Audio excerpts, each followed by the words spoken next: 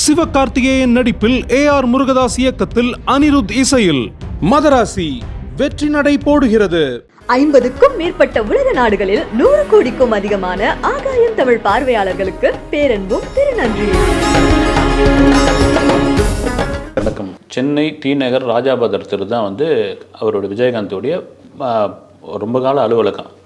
அந்த அலுவலகத்தில் 24 மணி நேரம் அடுப்பு எரிஞ்சிக்கிட்டே இருக்கும். வடலூர் வள்ளலாருடைய அடுப்பு மாதிரி உண்மை இது. அதற்கு முக்கிய காரணம் அவருடைய நண்பர் இப்ராஹிம் ராவுத்தர். அவர் தான் விஜய் உன்னை பார்க்குறதுக்கு எவ்வளோ தூரத்துக்கு வரானுங்க ரசிகருங்க, உன் அன்புனால வராங்க.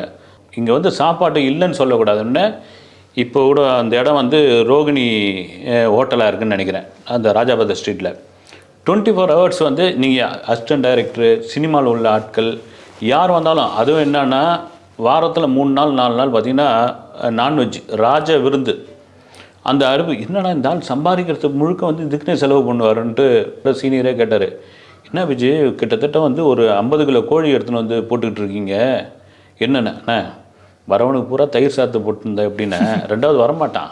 ஒரு நாளைக்கு கோழி போடுவோம், ஒரு நாளைக்கு மட்டன் போடுவோம், அண்ணா போதும் அப்படின்னு சொல்கிறது சாப்பாடு மட்டும்தானே. நீங்கள் ஒரு பேக்கெட்டில் ஒரு 500 ரூபா வச்சிங்கன்னா இன்னொரு 500 ரூபா வைக்க வேண்டான்னு தான் தோணும். நீங்கள் வயிறு ரொம்ப படிச்சுன்னா அவனுக்கு வச்சிங்கன்னா வேணான்னு சொல்லிவிடுவான். அது மட்டும்தான் போடுவோண்ணே. நம்ம என்னென்ன இதில் போய் ஆகிட போகுது அப்படின்னு பார்த்தீங்கன்னா மூட்டையே அரிசி அடிக்க வச்சுருப்பாங்க. அங்கே அப்படி இது பண்ணியிருப்பாங்க. அதில் உண்மையிலேயே அவர் 8வது வள்ளல். ஆமாம், இந்த கார்கில் போகிறப்போ நிதி திரட்டுறதுக்காக ஒரு கலை நிகழ்ச்சி மதுரையில் ஏற்பாடு பண்ணியிருந்தார். அதில் ஆல் ஆர்டிஸ்ட்டு யாராக இருந்தாலும் வந்தாகணும்னு கேப்டனுடைய உத்தரவு. அப்போ கார்கில் போர் பெரும் உச்சத்தில் போயிட்டு இருந்தது. நம்முடைய தேசத்துடைய இது வெளிப்படுத்துறதுக்காக எல்லாருமே ஏறக்குறைய இந்த கலை நிகழ்ச்சின்னா நீங்கள் நடிகர்களை கூட கூப்பிட்டுலாம், ஹீரோயின்ஸ் அவ்வளோ சீக்கிரம் வர மாட்டாங்க. ஆனால் விஜயகாந்த் வந்தே ஆகணும்னு சிம்ரன், குஷ்பு அன்றைக்கி முன்னணியில் இருந்த அத்தனை பேரும் மதுரையில் போய் கலை நிகழ்ச்சி பண்ணிவிட்டு ஒரு ட்ரெயினில் வந்துக்கிட்டு இருக்காங்க. வந்தோடனே ஏன்னா மதுரையில் கலை நிகழ்ச்சினா சாதாரண ஆட்கள் போனாலே சொல்ல தேவையில்லை. ஒரு தமிழ் சினிமாவே உள்ளே இறங்கியிருக்கு, மதுரை மாநகரத்துக்குள்ளே இறங்கியிருக்குன்னா அப்படி ஒரு ஃபேன்ஸ், அப்படி ஒரு இது.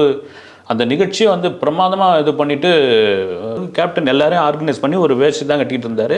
நானும் கோவிந்தராஜ் PRO அவரும் அப்போ இந்த சமயத்தில் போயிருந்தப்போ எல்லாம் ஏற்பாடெல்லாம் பண்ணிகிட்டு இருந்தப்போ திடீர்னு அவர்கிட்ட மெதுவாக சொல்ல ஆரம்பித்தாங்க. என்னன்னு சார், ஆர்டிஸ்ட் நிறைய பேர் சாப்பிடல அப்படின்னு. என்னங்க இதுன்னு. இல்லை சார், அங்கே முதல்ல ஃபேன்ஸ் கிட்டேருந்து வந்தால் போதும் அப்படின்ற அளவுக்கு ட்ரெயின் ஏறினா போதுன்ட்டாங்க. இது யாரும் சாப்பிட்லன்னு பார்த்தா பெரிய எல்லாம் ஸ்டார் ஹோட்டலில் சாப்பிடக்கூடிய ஹீரோயின்ஸ்லாம் பார்த்திங்கன்னா பட்னியில் அப்படியே சுருண்டு கிடக்குறாங்க. யாரும் எதுவும் சொல்லலை. ஏன்னா ஒரு நல்ல விஷயத்துக்காக போயிட்டு வந்திருக்கிறோம். மெட்ராஸ் போய் நம்ம சாப்பிட்டுக்கலாம். காலையில் தான் மெட்ராஸ் சென்னைக்கு வரப்போது அந்த ட்ரெயின் டென்ஷன் ஆகிட்டாப்புல ஆகிட்டு எங்கே சாப்பாடு கிடைக்கும், என்ன கிடைக்கும், ஏது இதுன்னு உடனே ஒவ்வொருத்தராக விசாரிக்கும் போது, சார் ட்ரெயின் கொடை ரோட்டில் கொஞ்சம் நேரம் நிற்கும், அங்கே கொடை ரோட்டில் மேலே ஒருத்தர் ஒரு புரோட்டா கடை வச்சுருக்காரு அப்படின்னு. இந்த நேரத்துக்கு அப்போ செல்ஃபோன்லாம் அப்போ இல்லை, அவ்வளோ பயன்பாட்டில் இல்லை, கிடைக்குமான்னு தெரியல அப்படின்னு. அப்படி ஐயா ஓரளவுக்கு வச்சுருப்பார் சார். அது ஒரு நைட் கடை தான்.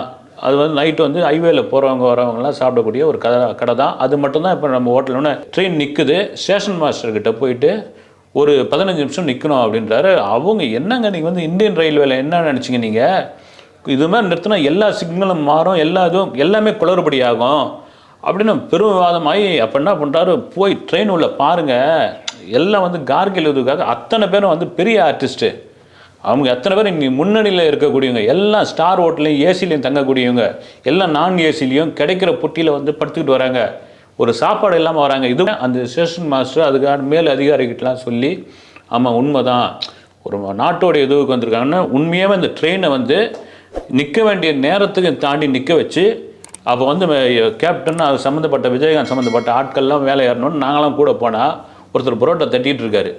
போய் எதிர்பார்க்காம போய் இன்னும் இந்த சர்ப்ரைஸ் கொடுப்போம். அது மாதிரி பார்த்தீங்கன்னா, அண்ணா எவ்வளோ இருக்குது கட்டுங்கன்னு அவர் கொஞ்ச நேரம் அப்படி பார்த்துட்டு ஆளு நடுங்க, அதெல்லாம் இப்போ பேசுறதுக்கு நேரம் இல்லைன்னா எவ்வளோ இருக்குது கட்டுங்கன்ட்டு மொத்தத்தையும் கட்டி அந்த சால்னாலாம் இருக்கிறதெல்லாம் ஊற்றி ஒரு கவரில் இது பண்ணி மொத்தத்தையும் கொடுத்து அவர் கையில் என்ன காசு இருக்குது கொடுத்தோம். அவர் வாங்க மாட்டேன்றாப்புல. எனக்கு காசெல்லாம் வேணாங்க, நீங்கள் என் கடையில் வந்துட்டீங்களேன்றீங்களே, அட நீங்கள் ஒன்று இருங்க, இப்போ நேரம் கிடையாதுங்க, அதெல்லாம் வைங்க அப்படின்ட்டு தூக்கின்னு அவசர அவசரமாக ட்ரெயின் எடுத்தோடனே நீங்கள் இன்னைக்கு முன்னணியில் இருக்கக்கூடிய அத்தனை நடிகைகள் அந்த பரோட்டா வந்து தேவாரம் மாதிரி தான் சாப்பிட்டாங்க, பிச்சு அவ்வளோ பசி. அந்த ஆளுமை வந்து அவர்கிட்ட தாங்க உண்டு. அவருக்கே சம்மந்தம் இல்லாத படமாக இருந்தால் கூட வந்து ஒவ்வொருத்தராக கேட்குறது ஒரு விஷயங்கள். களப்போராளியை கரெக்டான ஒரு வார்த்தை சொன்னாங்க, களப்போராளி, அருமையான வார்த்தை. ஒரு மைத்துனர் சுதீஷ் வந்து அவர் கூட இந்த காலத்தில் நாங்களாம் இருந்த ஜேர்னலிஸ்ட்டுக்கெல்லாம் வந்து கூப்பிட்டு இது மாதிரி மாமாவுக்கு வந்து நீங்களாம் மீட் பண்ணிங்கன்னா இந்த பழைய நினைவுகள்லாம் வந்து ஞாபகம் வரும் வாங்கன்னு சொல்லி அவருடைய லீக் கிளப்பு அரும்பாக்கத்தில் இருக்கிற லீக் கிளப்பில் வந்து கூப்பிட்டுருந்தார். போன உடனே அது மாதிரி தான் பார்த்தீங்கன்னா டக்குன்னு அவரால் வந்து நம்மளை யாருன்னு ரிசீவ் பண்ண முடியல. கொஞ்ச நேரம் படுத்து புரிஞ்சுக்கின உடனே ஒவ்வொரு பேரை சொல்லியும் அழுது இது பண்ணி, அதுலேயும் பார்த்தீங்கன்னா அவர் கூட சமகாலமாக வந்துட்டு இருந்த ஆரம்பத்துலேருந்து இந்த தூரத்து இடிமுழுக்கம் காலத்துலேருந்து ரிப்போர்ட்டராக பார்த்துட்டு வந்திருந்தாங்களா, அவங்களாம் பயங்கர ஃப்ரெண்ட்ஸ். அவங்களாம் பேரை சொல்லி கண்ணீர் விட்டு அழுது கிளம்பி போகிறோம்னே அப்படின்னா போகிறோம் கேப்டன் அப்படின்னா போகாதீங்க இருங்கன்றார் அவர். இங்கே எல்லாருக்கும் வந்து ரூம் போடுங்க, இங்கே தங்கட்டும் அப்படின்ற அளவுக்கு வந்து இதுவாகிட்டார். ரொம்ப ஒரு நெகிழ்ச்சியான சந்திப்பாக இருந்தது. அதன் பிறகு வந்து அவருடைய மகன் அறிமுகமான படத்துக்கு வந்திருந்தார், ஷோவுக்கு வந்திருந்தார், பத்திரிகையாளர் ஷோவுக்கு. அதே போல் ஒவ்வொருத்தராக வந்து பார்த்தாரு.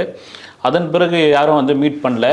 பத்திரிகையாளர் மீடியாவுடன் நெருக்கமானவர்கள்னு ஒரு கேட்டகரி, மீடியாவுடன் பட்டும் படாமல் இருக்கிறவங்கன்னு ஒருத்தர், மீடியாவை கண்டாலே ஓடுறவங்கன்னு ஒருத்தர் இருக்காங்க. நமக்கு ஏன் அவனுங்கிட்ட நம்ம உண்டா, நம்ம எவ்வளோ சிரிக்கிறது கூட கையை தூக்கி கூட வணங்க சொல்லாதவங்களாம் இருக்காங்க. இவர் எப்படின்னா அந்த மீடியாவோட குடும்பம் ஒன்றா கலந்துருவார்.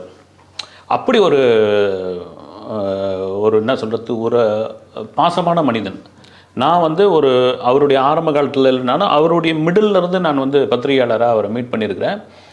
ஒரே ஒரு சம்பவம் உங்களுக்கு சொல்கிறேன். நான் வந்து ஒரு அவுட்டோர் ஷூட்டிங் ஒரு படத்துக்கு வந்து, அந்த படத்துக்கு வந்து கோபிச்செட்டிப்பாளையம் ஆர்டிஸ்ட்டே ஒரு 300-350 பேர், இது தவிர லைட்மேன் டெக்னீஷியன்ஸ் எல்லாம் சேர்த்து பார்த்திங்கன்னா ஒரு 600 பேரும் போய் அங்கே இறங்கியாச்சு. ஒரு பெரிய ஒரு சீக்வன்ஸ் எடுத்துகிட்டு இருக்காங்க. எடுத்த உடனே இந்த மிஸ் ராமசாமின்னு ஒருத்தர் இருந்தார். அவர் தான் வந்து சினிமாவுக்கு எல்லாருக்கும் சாப்பாடு போட்டவர். அவர் தான். அவர் வந்து சில வருடங்களுக்கு முன்னால் இறந்துட்டார். அவர் வந்து அப்போ வந்து மிஸ் ராமசாமின்னா ஃபேமஸ்ஸு. அவர் வந்து ஓரமாக இவர் பின்னாடியே நின்றுக்கிட்டு இருக்காரு. நின்றுட்டு ஓரமாக நின்றுட்டு இருந்தோடனே இவரும் அப்படி பார்த்தோன்னா, அப்புறம் பார்த்து ராமசாமி இங்கே வாங்க, உங்களை தான் தேடிக்கிட்டு இருந்தேன்னாரு. அப்புறம் என்ன அப்படின்னாரு, நாளைக்கு என்னென்ன மெனு அப்படின்னாரு. நாளைக்கு என்ன மெனு அப்படின்னா இவர் கொஞ்சம் பதட்டமாகவே இருக்குது. கிடைக்கும் ஸ்பெஷல் அப்படின்னாரு.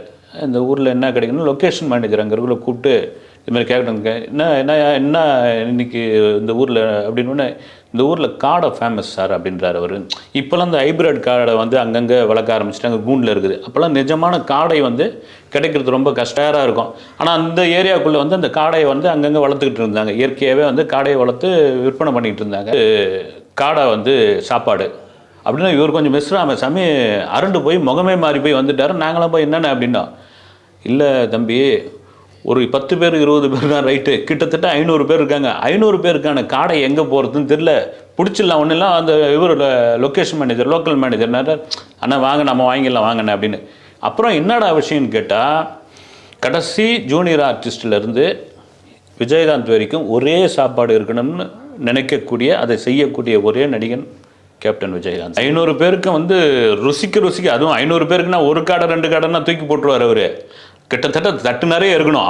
அது ஒன்று இருக்குது, நிறைய சாப்பிட்ணும். அவரே வந்து பாப்பாப்பில் எவ்வளோ இருக்குது, இன்னும் எது இங்கே எவ்வளோ இருக்குது, இதை வந்து பார்த்துட்டு அதுக்கப்புறம் போவார். அந்த யூனிஃபார்மாக ஒரே சாப்பாடுன்னு இருக்கு இல்லைங்களா, அதை வந்து விஜயகாந்த் வந்து தன்னுடைய ஒவ்வொரு படங்கள்லையும் பண்ணவர் அவர் தான். நீங்கள் வந்து சினிமாவில் வந்து பார்த்தீங்கன்னா கேட்டகரி இருக்கும். ஜூனியர் ஆர்டிஸ்ட்டுக்கு ஒரு சாப்பாடு, அவங்க தட்டு வச்சு வாங்கணும்.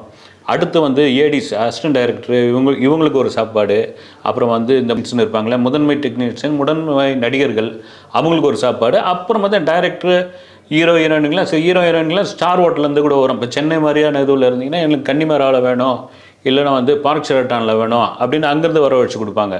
ஆனால் இவர் எப்படின்னா, அவன் இப்போ உட்கார சேர் இல்லை அப்படின்னா இவரே போய் தரையில் அவங்கள கூட உட்காந்துருவார். அப்படி ஒரு, அதனால தான் பார்த்தீங்களா அந்த ரியல் பாசன்றாங்களே, எதையுமே வந்து போலித்தனமே இருக்காது.